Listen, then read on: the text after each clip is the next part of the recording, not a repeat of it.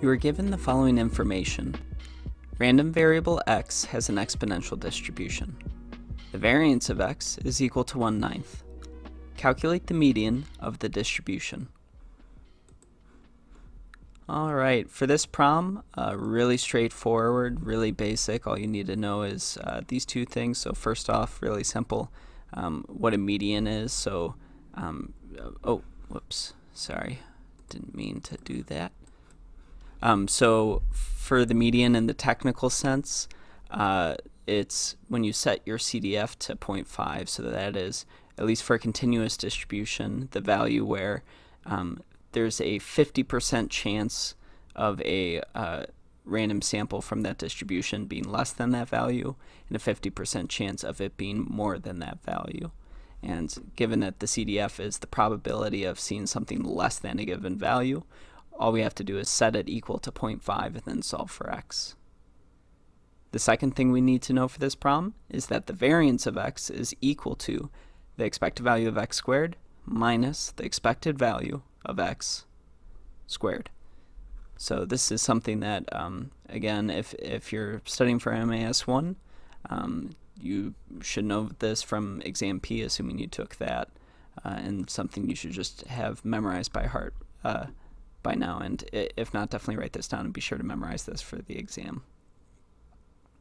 So jumping into the problem, really I see this as a two-parter, and you can actually do it in either order. So you can either solve for x for the median and then plug in theta after you figure out what theta is, or you can solve for theta and then solve for the median and you have theta all ready to plug in. But for this, let's just start off with, we'll ignore theta for now and just solve for the median. So we know that we need to set 0.5 equal to our CDF. What we can do first is look up the exponential distribution, or again, you might have this memorized since it's used quite frequently. But if you forget, this is provided in the formula sheet for the exam. So the CDF for an exponential distribution is 1 minus e to the negative x over theta. And here I've put a subscript for x of median, just because that's the specific value we're interested in for when the CDF is equal to 0.5. So here we're just doing some kind of basic math. We're going to subtract 0.5 from both sides and then add e to the negative x over theta to both sides. Once we do that, we can take the natural log, multiply by -1, and then multiply both sides by theta. And that's how we get the negative log of 1/2 times theta is going to be our median. So if we go back up to the question, what we want to solve for is the median of this distribution. So at this point, all we need to do is solve for theta, plug it into this equation, and we have our answer.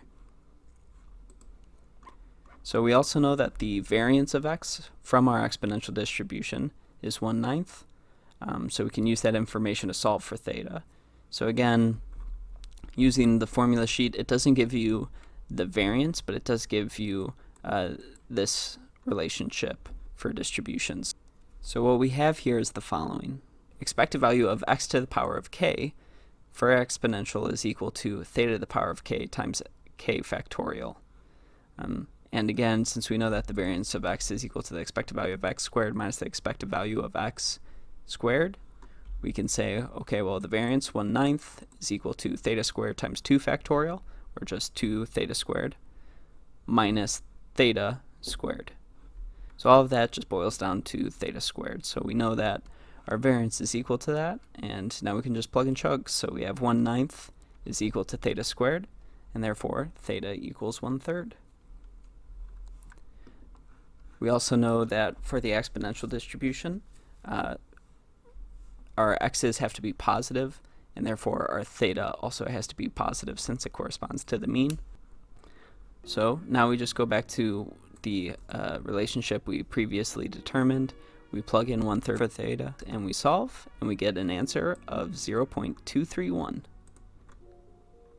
Scrolling back up, we see that falls in the range of C. So that is our final answer. Again, if you find these videos helpful, please consider subscribing. I'd really appreciate it.